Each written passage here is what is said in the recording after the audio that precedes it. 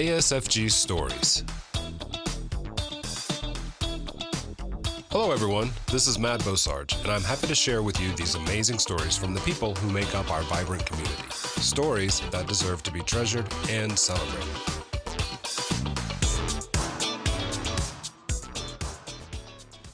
Hi, I'm Dominique Dynes. I am the Special Programs Coordinator at ASFG, which means I do a lot of different things at school, including helping out with after-school activities, working on our child protection policy, helping with technology, and assisting the leadership team in any way I can.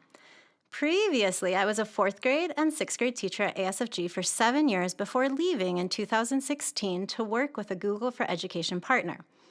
I am one of those many staff members who left ASFG and decided to come back, as I really do cherish this community and the people who become your family when you're living abroad. ASFG Stories, the people who inspire us. I love a good challenge and empowering others to follow their heart in whatever they do, which is what I always try to do myself. I'm a runner, a baker, and I love salsa dancing. Though thanks to COVID, that's been happening more in our kitchen than out and about these days. I also lead a group of female entrepreneurs in the evenings and weekends, and I'm really passionate about empowering females to follow their dreams as life often gets busy for us as moms. I have 2 little ones who are in early childhood at ASFG. Some of my favorite ASFG memories come from the 4th and 6th grade classroom. I still have such a soft spot in my heart for so many of those students. In fact, the current junior and senior class of 2021 this year, I got to teach in both 4th grade and in 6th grade. And the senior class of 2020, they were in 4th grade when I was their teacher, and they actually got to attend our wedding back in 2012. But I think all the best memories come from all the fun new things we tried in 4th and 6th grade. I don't know if my students ever caught on or not, but there were so many days when we were trying new things with technology, and I was literally just holding my breath and crossing my fingers, hoping it would work. Probably not too far off from what's been happening over the last year with technology and this pandemic. But those kids and I, we got to talk to students all over the world. We played 20 questions with kids in other countries, trying to guess where in the world they were for our geography classes. And we connected with our Folklorama countries via Skype and Google Meet, similar to what we are doing on Zoom these days. In 6th grade, we got to launch a fun new project called Passion Projects. This was based on Google's 20% time, and it was so much fun. It didn't even feel like school for a lot of the students, but there was so much learning happening. I got to see students learn how to sew their own clothes. Students were seeing needs in their communities. They were walking their elderly neighbors' dogs. Some of my students even started cooking meals at home to help their parents. One of my Korean students, she taught us all about K-pop, her favorite type of music. Another boy learned how to code using Scratch, and a group of students learned how to power a blender by using a bicycle. They made smoothies for the entire class. It was so much fun, and it was innovation, and it was passion, all in the classroom. And I think taking those risks, talking to people around the world to learn more about countries and cultures, taking a chance and letting students decide what they want to learn, that was my favorite part about being a teacher. In fact, I always joke that one of the best uses of our textbooks actually came from a project in 6th grade, in which the students learned all about truss bridges as we were studying Roman history, and we built bridges out of popsicle sticks to see which design sustained the most weight. And then we tried to see how many textbooks we could fit on top of the bridges. And those were the memories that I hope my former students recall when they think of 4th or 6th grade with Miss Dominique. ASFG Stories. Thanks for listening. Stay tuned. That same spirit of taking risks and innovation, that's what led me away from ASFG for 4 years as I worked with a company in the US and then in Mexico, traveling around the Americas, training teachers on how to make learning fun, how to use technology, and how to embrace a growth mindset. So much of that is crucial now more than ever for education. I'm constantly looking for opportunities to grow and to help others, which is why I got to stand on stages and give keynotes to teachers in both English and Spanish over the last 4 years.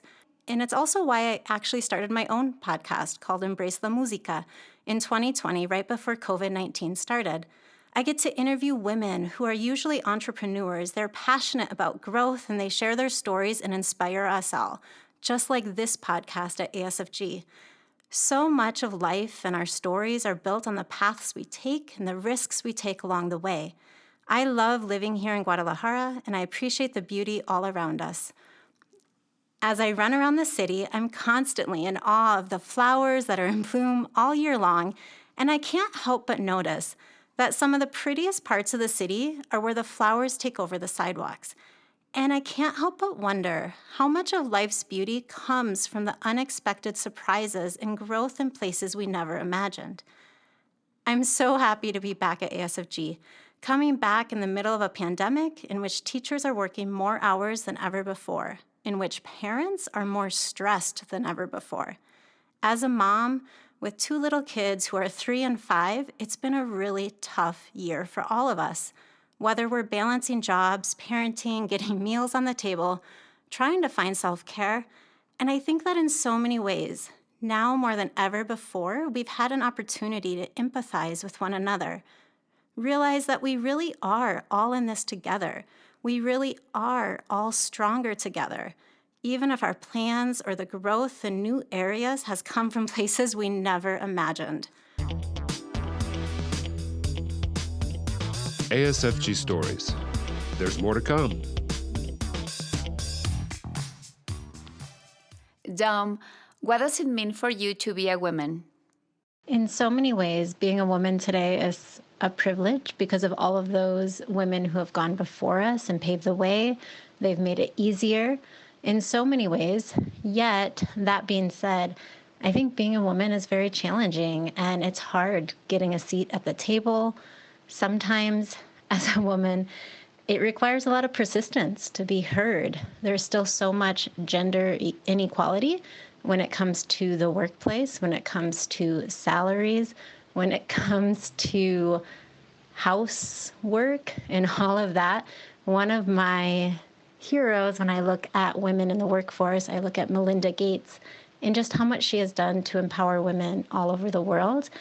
And then another one of my heroes is the late Ruth Bader Ginsburg, who passed away last year. And I love what she said. She said, "Women belong in all places where decisions are being made. It shouldn't be that women are the exception." And I think that's something that I want to embody. She also said she wants to be remembered as somebody who always gave her best and worked hard and fought for those who don't have a voice. And I think that's the privilege we have today, that we are able to continue speaking up for those without a voice and continue writing the story, writing history as we speak.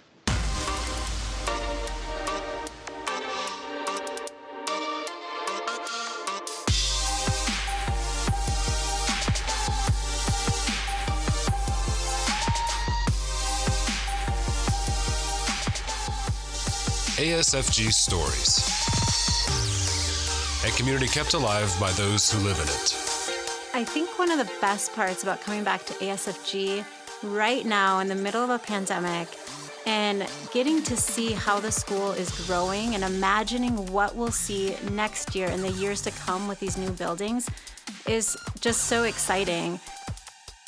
The maker space, I'm particularly excited about that space. Thanks for listening, ASFG. We hope you enjoyed this community story. Listen for us on Spotify or Anchor FM. So I do want to thank all the women here at ASFG who are paving the way and who are making an impact in a better world for tomorrow.